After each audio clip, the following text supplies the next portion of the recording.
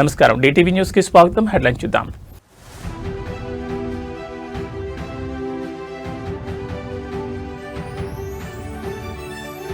ఢిల్లీకి సీఎం రేవంత్, మహేష్ గౌడ్ రాజ్యసభ అభ్యర్థుల ఎంపికపై హైకమాండ్ తో కీలక భేటీ.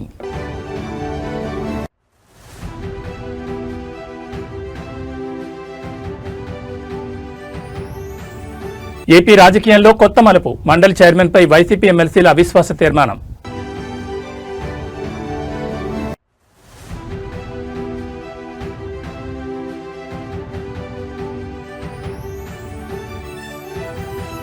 జైలు నుంచి బాల్కసుమన్ విడుదల, కాంగ్రెస్ ప్రభుత్వంపై నిప్పులు చెరిగిన మాజీ ఎమ్మెల్యే.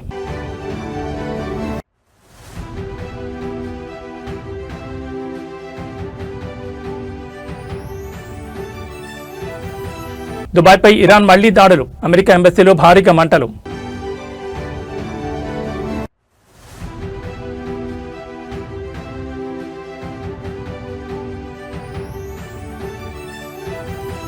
యుద్ధ భయంతో కుప్పకూలిన మార్కెట్లో సెన్సెక్స్ 1700, నిఫ్టీ 500 పాయింట్లు పతనం. ఇక డీటెయిల్స్ చూస్తే తెలంగాణ రాజకీయాల్లో రాజ్యసభ ఎన్నికల హీట్ పెరిగింది. ఈ నేపథ్యంలో సీఎం రేవంత్ రెడ్డి ఈ రోజు ఢిల్లీకి బయలుదేరనున్నారు. ఆయనతో పాటు టీపీసీసీ చీఫ్ మహేష్ కుమార్ కూడా ఢిల్లీకి వెళ్తున్నారు. రాజ్యసభ అభ్యర్థుల ఎంపికపై పార్టీ అధిష్టానంతో కీలక చర్చలు జరపనున్నారు. 2 ఖాళీల్లో ఒక సీటు ఇప్పటికే సీనియర్ నేత అభిషేక్ మను సింఘ్వీకి ఖరారైనట్లు సమాచారం. సింఘ్వీ ఇప్పటికే హైదరాబాద్ చేరుకుని స్థానిక నాయకులతో భేటీ అయినట్టు తెలుస్తోంది. అధిష్టానం నిర్ణయాన్ని అధికారికంగా ప్రకటించే అవకాశం ఉంది. మిగిలిన ఒక్క సీటు విషయంలో మాత్రం పార్టీ వర్గాలు తీవ్ర చర్చలు సాగుతున్నాయి. ఈ సీటు కోసం పలువురు నేతలు పోటీ పడుతున్నట్టు తెలుస్తోంది. ముఖ్యంగా వి హనుమంతరావు, వేం నరేందర్ రెడ్డి పేర్లు ప్రధానంగా వినిపిస్తున్నాయి. ఇదిలా ఉండగా మాదిగ సమాజానికి అవకాశం ఇవ్వాలని ప్రముఖ దళిత నాయకుడు మందకృష్ణ మాదిగ పార్టీ అధిష్టానానికి లేఖ రాసినట్లు సమాచారం. సామాజిక సమీకరణలను దృష్టిలో ఉంచుకుని నిర్ణయం తీసుకోవాలని ఆయన విజ్ఞప్తి చేశారు. మొత్తంగా సీఎం రేవంత్ రెడ్డి ఢిల్లీ పర్యటన అనంతరం పరిస్థితి స్పష్టతకు వచ్చే అవకాశం ఉంది. రాజ్యసభ అభ్యర్థుల ఎంపికపై అధిష్టానం తుది నిర్ణయం తీసుకోనుండడంతో రాష్ట్ర కాంగ్రెస్ వర్గాల్లో ఉత్కంఠ నెలకొంది.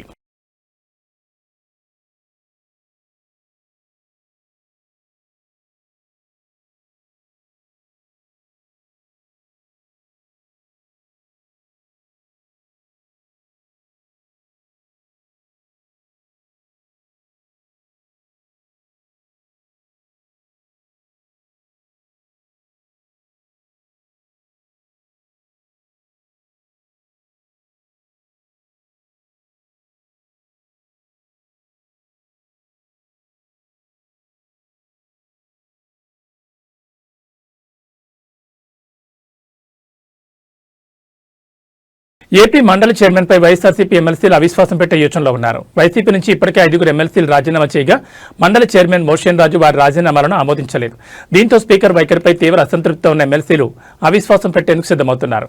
మొత్తం 8 మంది ఎమ్మెల్సీలు చైర్మన్ పై అవిశ్వాసం పెట్టేందుకు మొగ్గు చూపగా సరిపడా సంఖ్యాబలం ఉండడంతో ఆ దిశగా అడుగులు వేస్తున్నారు. పోతుల సునీత, కర్రి పద్మశ్రీ, బల్లి కళ్యాణ్ చక్రవర్తి, మర్రి రాజశేఖర్, జయమంగళ వెంకటరమణలు అవిశ్వాస తీర్మానం పెట్టేందుకు సిద్దమవుతున్నారు. దీంతో ఏపీ రాజకీయాల్లో ఈ అంశం హాట్ టాపిక్ గా మారింది. పదవులకు రాజీనామా చేసిన ఎమ్మెల్సీలంతా పార్టీ ఫిరాయింపులకు పాల్పడ్డారని వైసీపీ ఇప్పటికే ఫిర్యాదు చేయడంతో చైర్మన్ దీనిపై విచారణ చేపట్టారు. ఈ నేపథ్యంలో 4 రోజుల క్రితం బల్లి కళ్యాణ్ చక్రవర్తి, మర్రి రాజశేఖర్లతో విడివిడిగా సమావేశమై రాజీనామాలకు గల కారణాలను అడిగి తెలుసుకున్నారు. తమపై ఎవరూ ఒత్తిడి చేయలేదని, స్వతహాగానే రాజీనామా చేస్తున్నట్లు ఇద్దరు తెలిపారు.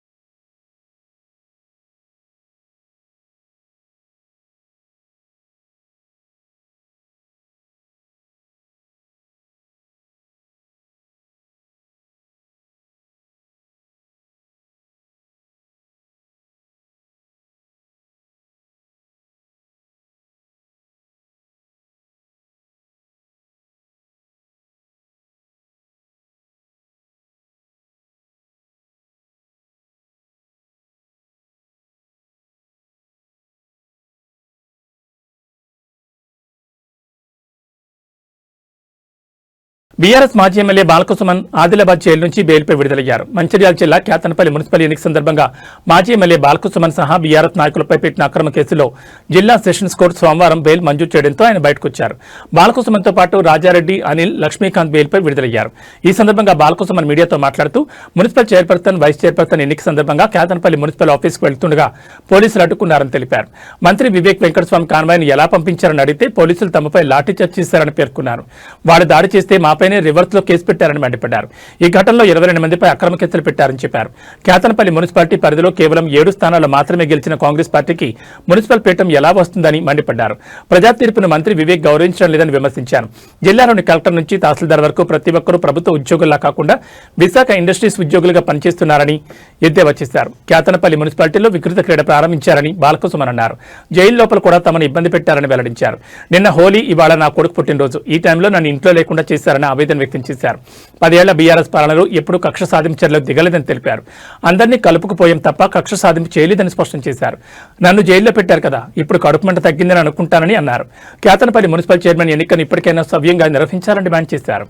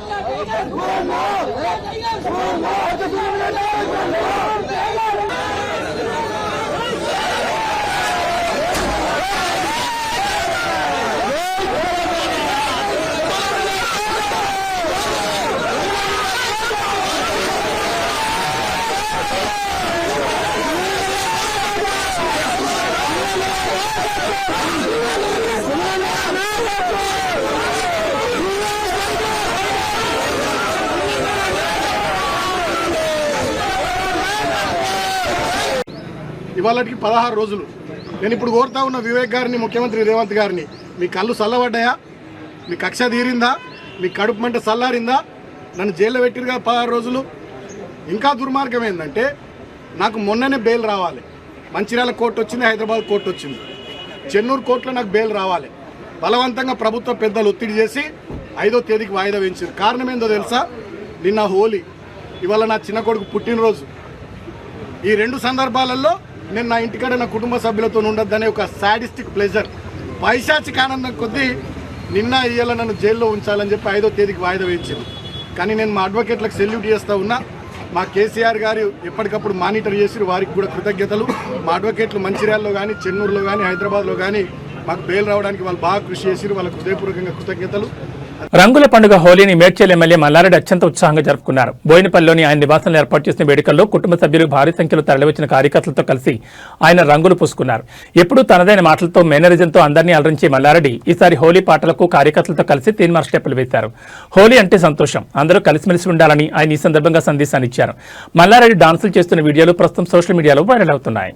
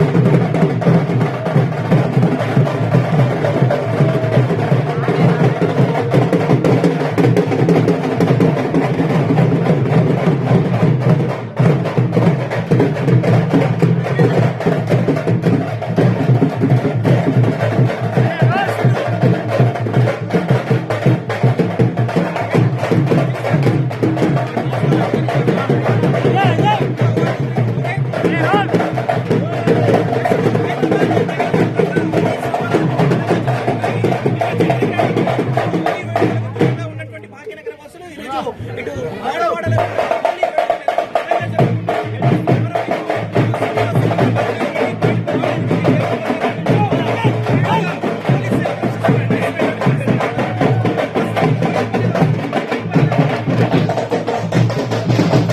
సంగారెడ్డిలో జరిగిన హోలీ వేడుకలో టీపీసీసీ వర్కింగ్ ప్రెసిడెంట్ సంగారెడ్డి మాజీ ఎమ్మెల్యే జగ్గారెడ్డి సందడి చేశారు. రామ్ మందిర్ దగ్గర జరిగిన వేడుకల్లో చిన్ననాటి మిత్రులు, సన్నిహితులు, స్థానిక ప్రజలపై రంగులు చల్లారు జగ్గారెడ్డి. కార్యక్రమంలో డీజే పాటలు, డప్పు చప్పుళ్లకు అనుగుణంగా చిన్నారులతో కలిసి డాన్సులు వేశారు. తానే స్వయంగా డప్పు కొడుతూ నృత్యం చేయడం ప్రత్యేక ఆకర్షణగా నిలిచింది. అనంతరం పట్టణంలోని రామ్ మందిర్ కమాన్ వద్ద ఏర్పాటు చేసిన ఒట్టి కొట్టే కార్యక్రమంలో పాల్గొని అందరినీ ఉత్సాహపరిచారు.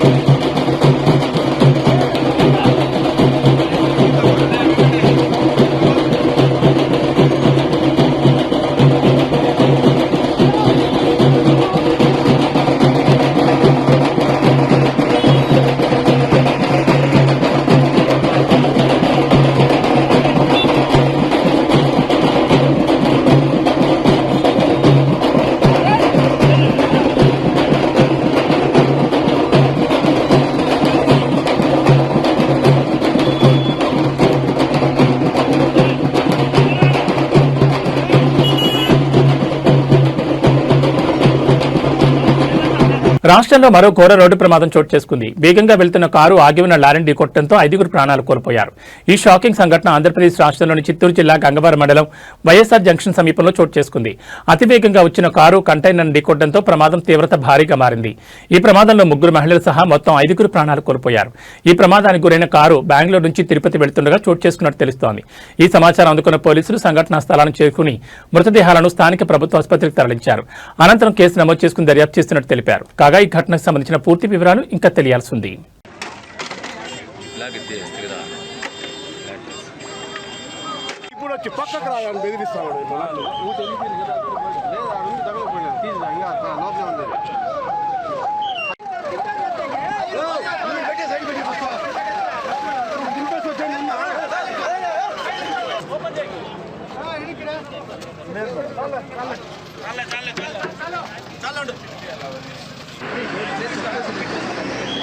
బాలాజీ బాలాజీ బాలాజీ బాలాజీ చెప్తాం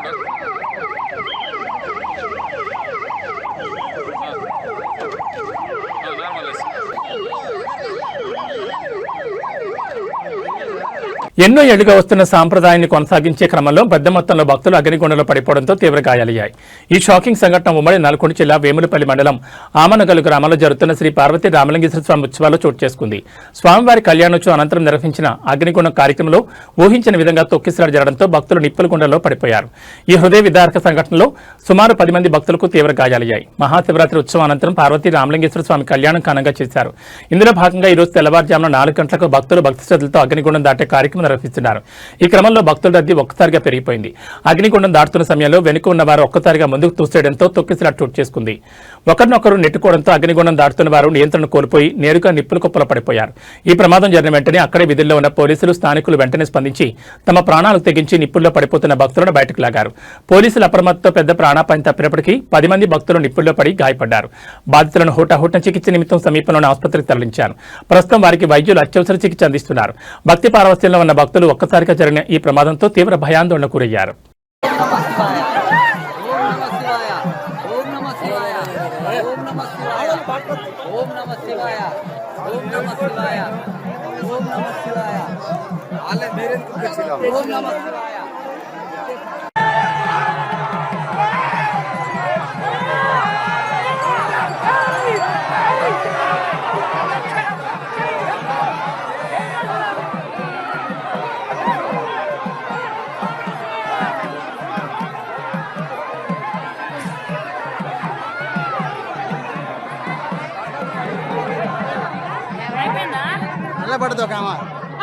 హైదరాబాద్లోని బాచుపల్లిలో మంగళవారం రాత్రి సంభవించిన భారీ అగ్ని ప్రమాదం తీవ్ర విషాదాన్ని, భారీ ఆస్తి నష్టాన్ని మిగిల్చింది.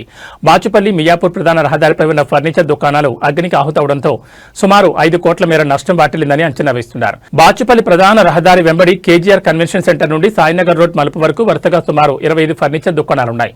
వీటిలో లక్షల రూపాయల విలువైన కలప సామగ్రి, సోఫాలు, ఇతర గృహోపకరణాలను నిల్వించుతారు. మంగళవారం రాత్రి 10 గంటల 45 నిమిషాల సమయంలో ఒక్కసారిగా మంటలు చెలరేగడంతో ఈ ప్రాంతమంతా దట్టమైన పొగతో నిండిపోయింది. ప్రాథమిక సమాచారం ప్రకారం విద్యుత్ షార్ట్ సర్క్యూట్ కారణంగా ఒక దుకాణంలో మంటలు మొదలయ్యాయి.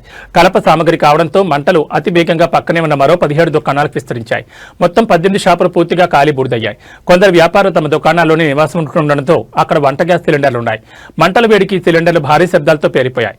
దీంతో స్థానికులు భయాందోళనతో పరుగులు తీశారు. ఈ మంటల ధాటికి సమీపంలోని కేజీఆర్ కన్వెన్షన్ సెంటర్ ముందు భాగం కూడా పాక్షికంగా దెబ్బతింది. సమాచారం అందుకున్న వెంటనే అగ్నిమాపక సిబ్బంది పలు శకటాలతో ఘటనా స్థలాన్ని చేరుకున్నారు. గంటల తరబడి శ్రమించి మంటలను అదుపులోకి తెచ్చారు. అదృష్టవశాత్తు ఈ ప్రమాదంలో ఎటువంటి ప్రాణ నష్టం జరగలేదు. కానీ ఏళ్ల తరబడి కష్టపడి నిర్మించుకున్న వ్యాపార సామగ్రి అంతా బుగ్గిపాలు కావడంతో వ్యాపారులు కన్నీరు మున్నీరవుతున్నారు.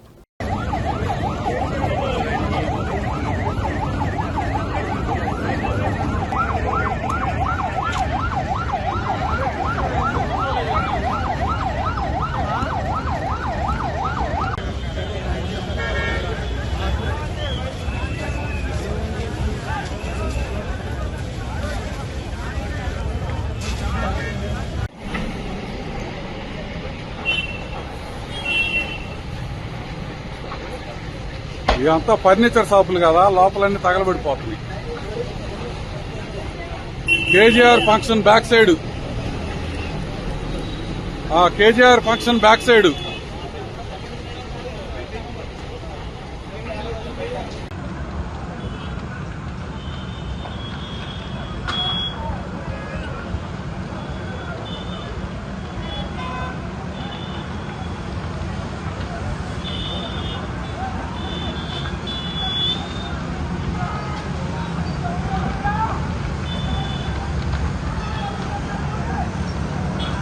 ఇరాన్లోని ఉర్మియా నగరంపై అమెరికా, ఇజ్రాయెల్ జరిపిన వైమానిక దాడులు కలకలం రేపాయి. భారతీయ విద్యార్థులు నివసిస్తున్న హాస్టల్కు కేవలం 300 మీటర్ల దూరంలోనే బాంబులు పడడంతో భవనాలన్నీ కంపించాయి. ఉర్మియా యూనివర్సిటీలో చదువుకుంటున్న కాశ్మీరీ విద్యార్థులు తీవ్ర భయాందోళనకు గురయ్యారు. ప్రతి గంటకు ఫైటర్ జెట్లు గాల్లో చక్కర్లు కొడుతున్నాయని, స్థానికులు నగరాన్ని వదిలి వెళుతున్నారని సమాచారం. యుద్ధం కారణంగా ప్రాంతమంతా దట్టమైన పొగతో నిండిపోయింది.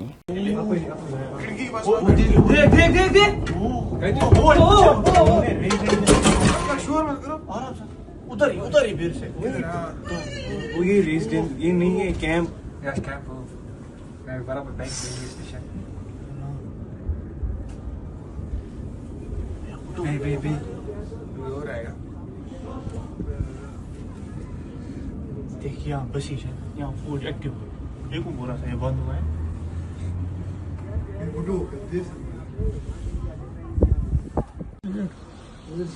Oh, अच्छा तो नमाज अल्लाह कसम अल्लाह कसम randomly फेंक అమెరికా ఇజ్రాయెల్పై ఇరాన్ ప్రతీకార దాడులు కొనసాగుతున్నాయి. గల్ఫ్ దేశాల్లో అమెరికా కార్యాలయాలు, వైమానిక స్థావరాలు లక్ష్యంగా దాడులు జరుగుతున్నాయి.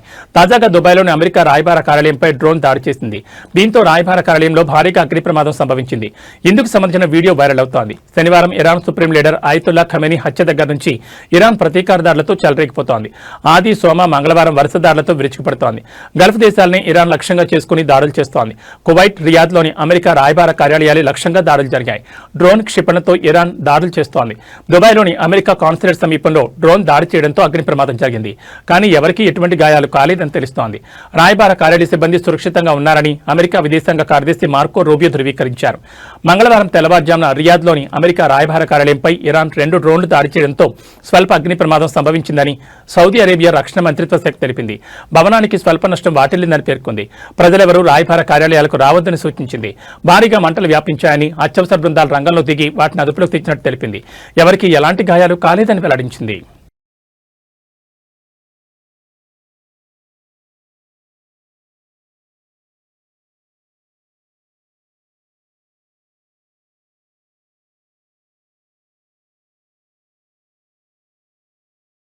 అమెరికా, ఇజ్రాయెల్ దేశాలు ఇరాన్పై చేసిన సంయుక్త దాడి మిడిల్ ఈస్ట్ కంట్రీస్ పై తీవ్ర ప్రభావం చూపుతోంది. నేరుగా అమెరికాపై దాడి చేయలేని ఇరాన్ అరబ్ కంట్రీస్లోని అమెరికా, ఇజ్రాయెల్ స్థావరాలను లక్ష్యంగా చేసుకుని దాడులు చేస్తోంది. దీంతో యుద్ధ భయంతో స్థానిక ప్రజలు తీవ్ర ఆందోళన చెందుతున్నారు. ఈ పరిణామం స్టాక్ మార్కెట్లపై భారీ ప్రభావం చూపుతోంది. దీంతో అంతర్జాతీయంగా ముదురుతున్న యుద్ధ మేఘాలు భారతీయ స్టాక్ మార్కెట్లను కుదిపేస్తున్నాయి. ఇవాళ ట్రేడింగ్లో దలాల్ స్ట్రీట్ చరిత్రలో నిలిచిపోయే భారీ పతనాన్ని చవిచూస్తుంది. ఇరాన్, అమెరికా, ఇజ్రాయెల్ మధ్య ఉద్రిక్తతలు తీవ్రం కావడం, దక్షిణ ఇరాన్లోని బూషహార్ ఎయిర్పోర్టుపై జరిగిన దాడుల వార్తలతో ఇన్వెస్టర్లు బెంబేలెత్తిపోయారు. ఫలితంగా సెన్సెక్స్ ఏకంగా 1700 పాయింట్ల కుప్పకొలగా నిఫ్టీ 500 పాయింట్లకు పైగా క్షీణించి కీలక మద్దతు స్థాయిలో దిగువకు పడిపోయింది. ఈ ఒక్కరోజు పతనంతో ఇన్వెస్టర్ల లక్షల కోట్ల సంపద ఆవిరైంది. ఈ యుద్ధం కారణంగా కేవలం స్టాక్ మార్కెట్లే కాకుండా భారత రూపాయి విలువ కూడా రికార్డు స్థాయిలో పతనమైంది. అంతర్జాతీయ మార్కెట్లో ముడి చమురు ధరలు పెరగడం, హర్మూజ్ జలసంధి మూసివేత భయాలతో డాలర్కు డిమాండ్ విపరీతంగా పెరిగింది. ఫలితంగా అమెరికా డాలర్తో పోలిస్తే రూపాయి విలువ ఒక్కరోజే 67 పైసలు క్షీణించి 92.17 వద్ద ఆల్ టైంలోకి చేరుకుంది. రూపాయి ఇంత భారీగా పతనం కావడం భారత ఆర్థిక వ్యవస్థపై, ముఖ్యంగా దిగుమతులపై తీవ్ర ప్రభావం చూపుతుందని ఆర్థిక నిపుణులు ఆందోళన వ్యక్తం చేస్తున్నారు. ఈ భారీ పతనానికి ప్రధానంగా ఇరాన్ అగ్రనేత ఖమేనీ మరణం తర్వాత పరిణామాలు అంతర్జాతీయ మార్కెట్లో చమురు సేగ తోడయ్యాయి. విదేశీ ఇన్వెస్టర్లు భారత మార్కెట్ల నుంచి తమ పెట్టుబడులను వేగంగా ఉపసంహరించుకోవడంతో బ్యాంకింగ్, ఐటీ, ఆటో రంగాల షేర్లు భారీగా నష్టపోయాయి. యుద్ధం కనుక మరికొన్ని రోజులు కొనసాగితే మార్కెట్లు మరింతగా కుంగిపోయే ప్రమాదం ఉందని ఇన్వెస్టర్లు ఆచితూచి అడుగు వేయాలని మార్కెట్ విశ్లేషకులు హెచ్చరిస్తున్నారు. 3 రోజుల క్రితం వరకు భారీగా పెరిగిన బంగారం ధర ఇప్పుడు దిగివస్తోంది. పెళ్లిళ్లు, ఇతర శుభకార్యాల కోసం బంగారం కొనుగోలు చేయాలని ఎదురు చూసేవారికి ఇదే మంచి సమయం అని చెప్పాలి.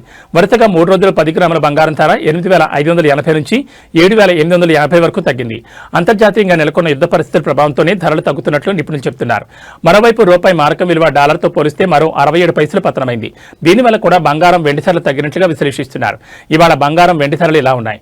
24 క్యారెట్ల బంగారం 10 గ్రాముల ధర 3,110 రూపాయలు తగ్గి 1,64,510కి దిగి వచ్చింది. అదేవిధంగా 22 క్యారెట్ల బంగారం 10 గ్రాముల ధర 2,850 రూపాయలు తగ్గి 1,50,800కి తగ్గింది. వెండి ధర కూడా భారీగా పతనమైంది. జనవరి నెలలో ఏకంగా 60% పెరిగి కిలో వెండి ధర 4 లక్షల మార్కు అందుకోగా ఫిబ్రవరి నుంచి వెండి ధరలు తగ్గుతూ వచ్చాయి. కొద్ది రోజులుగా ధర 2,70,000 నుంచి 3 లక్షల మధ్య ఊగిసలాడుతోంది. బుధవారం కిలో వెండిపై 20,000 తగ్గడంతో ధర 2,95,000కు పతనమైంది.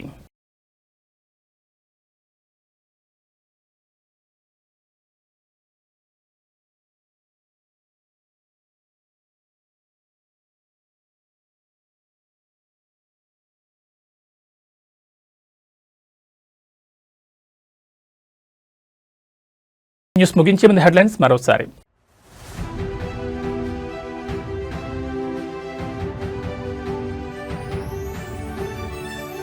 ఢిల్లీకి సీఎం రేవంత్, మహేష్ గౌడ్ రాజ్యసభ అభ్యర్థుల ఎంపికపై హైకమాండ్తో కీలక భేటీ.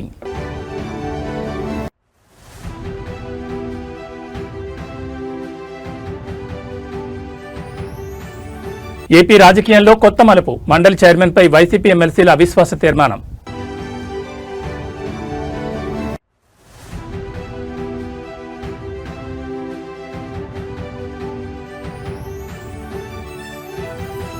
జైలు నుంచి బాల్కసుమన్ విడుదల, కాంగ్రెస్ ప్రభుత్వంపై నిప్పులు చెరిగిన మాజీ ఎమ్మెల్యే.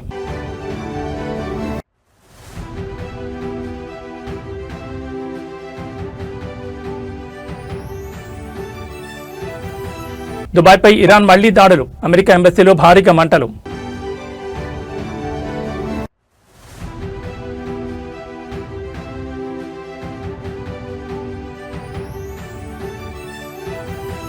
యుద్ధ భయంతో కుప్పకూలిన మార్కెట్లో సెన్సెక్స్ 1700, నిఫ్టీ 500 పాయింట్లు పతనం. ఏబీ బులెటిన్ విశేషాలు. నమస్కారం.